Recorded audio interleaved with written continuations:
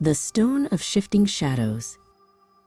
The Hollows was not a place for the living, yet Vesper found herself drawn to its iron gates every dusk. The graveyard was a sea of crooked granite and weeping willow trees that dipped their branches like skeletal fingers into the rising mist.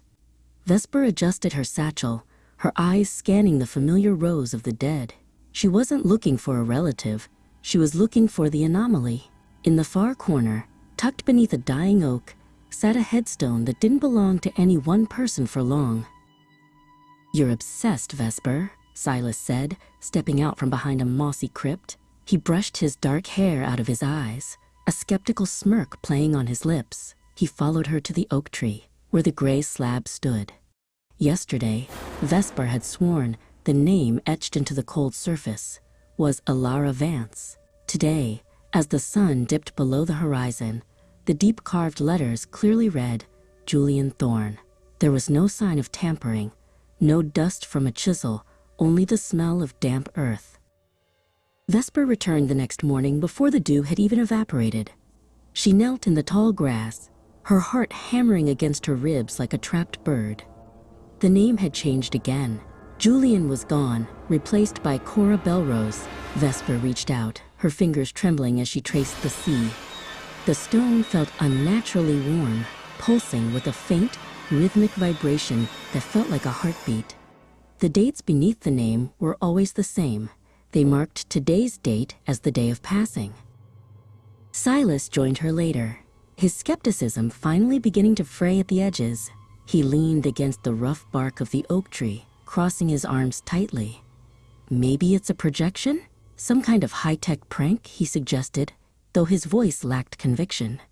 He looked around the silent graveyard, the rows of silent monuments suddenly feeling like an audience. He didn't like the way the shadows seemed to stretch toward them, even as the sun rose higher.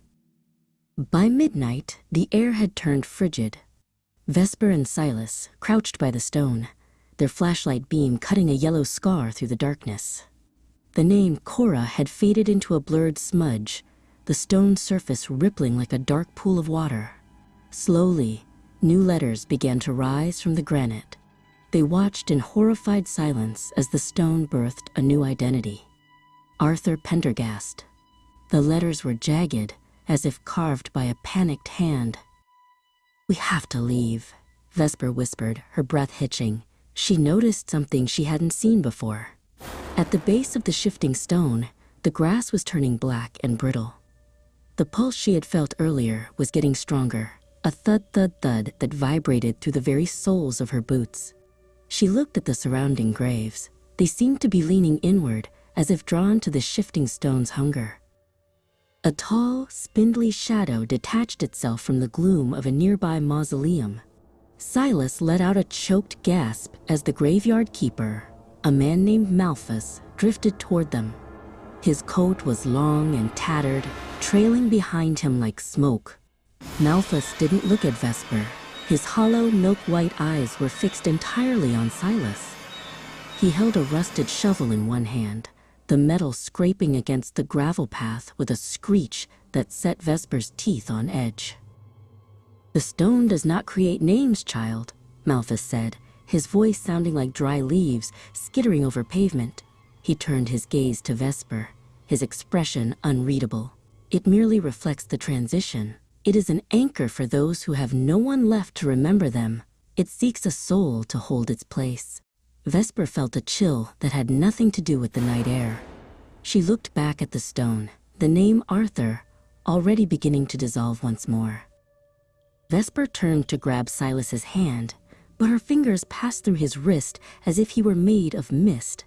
Silas looked down at his own hands, his eyes widening as they began to turn translucent, revealing the dead grass beneath him.